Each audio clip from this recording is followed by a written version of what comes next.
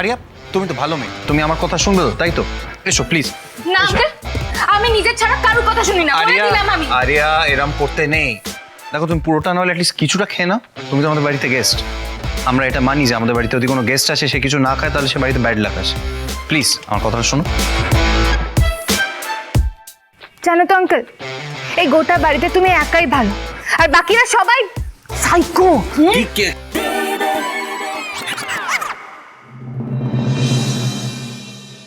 Please এসো এসো, কিছু খেয়ে নাও মা, এসো।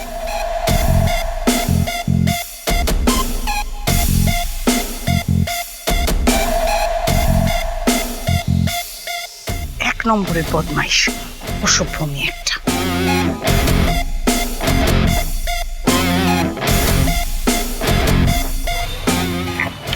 চুপচাপ খাবারটা খেয়ে নাও, আর কথা বলো না।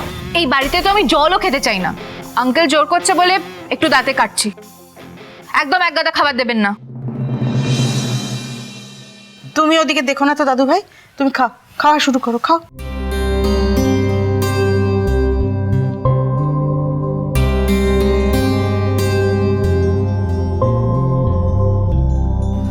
বাপরে ঠাম্মি, মানে এত আয়োজন, মনে হচ্ছে কোনো মহারাজকে খেতে দিচ্ছ। তুমি তো আমার মহারাজই দাদু ভাই, তোমার জন্যই তো আলমারি থেকে এই কাঁসার থালা বাটি সবকিছু বের করলাম।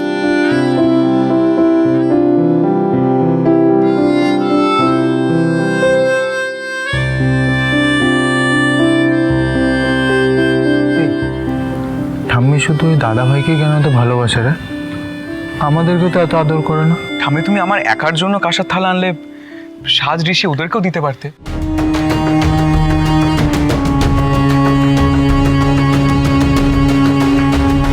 ওরা তোমার মতো বড় হোক, কিছু করে দেখা, তারপর ওদেরকেও আমি খাতির করব। তা না হলে এখন থেকেই মাথায় তুললে না ওই মেয়েটার মতো অসভ্য হয়ে যাবে।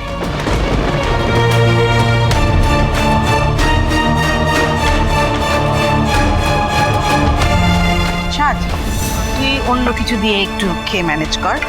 আজকে দাদু ভাইয়ের জন্য স্পেশালি, ও খুব ভালোবাসে তো, ও একটু বেশি করে খাক।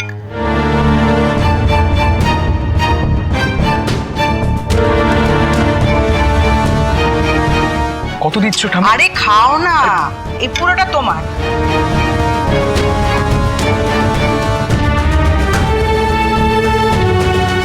মা, বাড়িতে আরো ছেলে মেয়ে আছে, তারাও কিন্তু পোস্ত খেতে ভালোবাসে। ওদের তো আমি না খাইয়ে রাখি না আদি, ওদেরও দিই খেতে। দাদু ভাই তো বাইরে থাকে, চাইলেই এই সমস্ত খাবার পায় না, তাই ওর জন্য স্পেশালি এগুলো রান্না করা হয়েছে, ওই খাবে আজ। ঠাম্মি আমি এতটা খেতে পারবো না, সাজ টেবার থেকে হাফ নে তো। আরে আরে পারবে পারবে, দাঁড়া আমি খাই। পারবে না কেন, এইটুকু তোর জন্য রান্না হয়েছে, তোকেই খেতে হবে।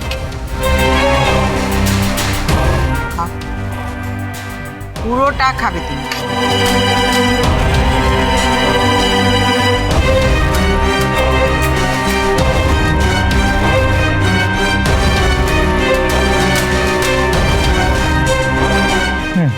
ঠাম্মি ওদেরকে একটু দাও না ভাই।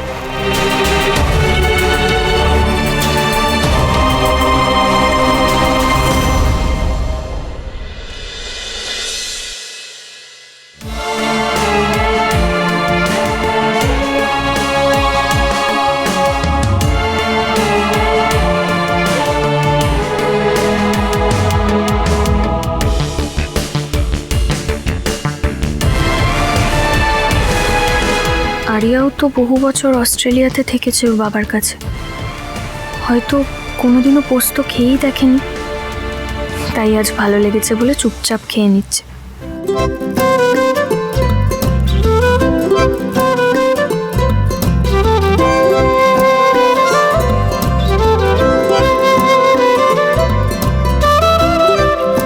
এত অল্প খেলাম, তাও পেটটা ভরে গেল কি করে?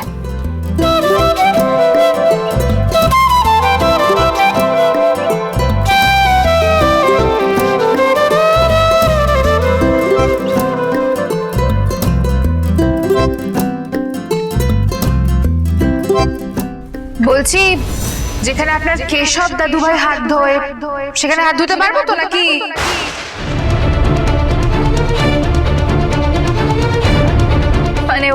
বাড়ির ফার্স্ট ক্লাস সিটিজেন, বাকিরা তো মানুষই নয় অ্যাজ এফ। এই কারণে এই বাড়িটাকে আমি জু হাউস বলি, জানেন তো? কি অসভ্যের মতো আবল তাবল কথা বলে যাচ্ছ তুমি? কি আবল তাবল কথা বললাম আমি? সত্যিই তো বললাম। আপনি ওপেনলি পার্শিয়ালিটি করছেন আর সবাই চুপচাপ বসে দেখছে। যারা এই বাড়ির শিক্ষা নিয়ে বড় বড় লেকচার দেয় তারাও প্রোটেস্ট করছে না। How dare she? এখানে দাঁড়িয়ে দাঁড়িয়ে আমাকে অপমান করে যাচ্ছে, একটার পর একটা যা নয় তাই বলে যাচ্ছে।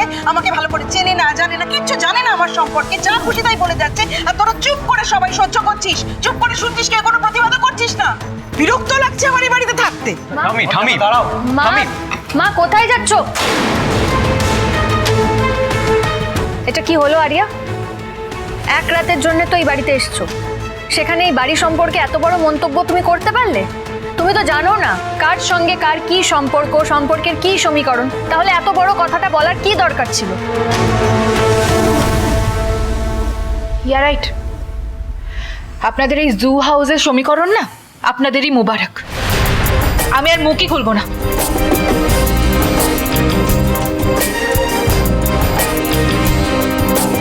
আমি মাঝে মাঝে এত সিন ক্রিয়েট করে না, তার মধ্যে এই মেয়েটা।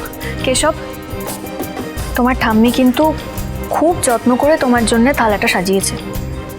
তোমাকে তো ভালোবাসে ঠাম্মি, তাই না? তাই বাকিটা আর ধরো না, তুমি বরং খেয়ে নাও, তাহলে ঠাম্মি খুশি হবেন। হ্যাঁ, খেয়ে নাও।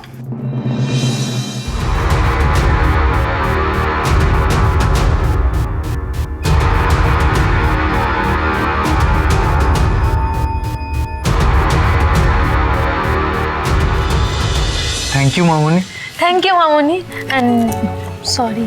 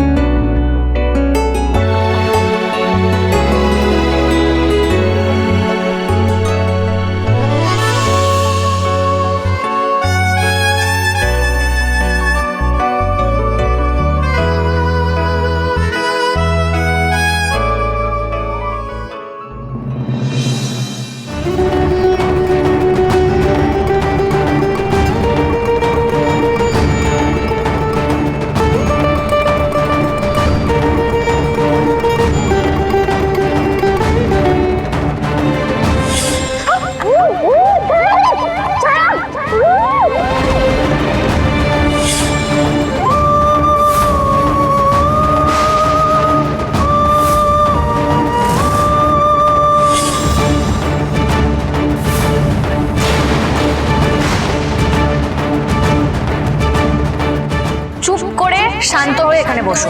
না না না না, আপনি আমাকে বলুন, আপনার সাহস হয় কি করে আমাকে কিডন্যাপ করে এখানে নিয়ে আসার? তুমি মাথায় চোট পেয়ে অজ্ঞান হয়ে গিয়েছিলে গুন্ডাদের ওইখানে। আমি তোমাকে এই বাড়িতে এনেছি কারণ এই বাড়িতে ডাক্তার আছে।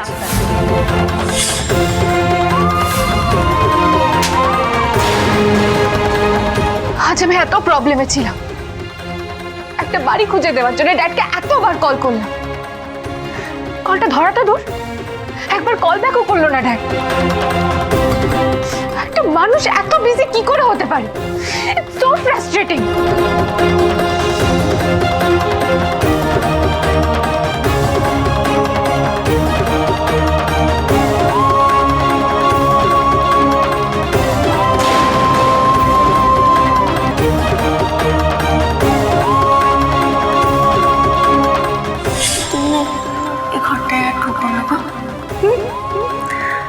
আমি তোমাকে গেস্ট রুমটা দেখিয়ে দিচ্ছি, এসো আমার সাথে।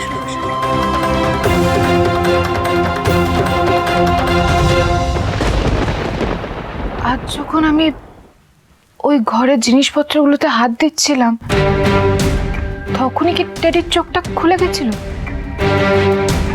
তাহলে তো মিসেস রায় বুঝে যাবে যে জিনিসপত্রগুলোতে কেউ হাত দিচ্ছিল আর খুব রেগে যাবে।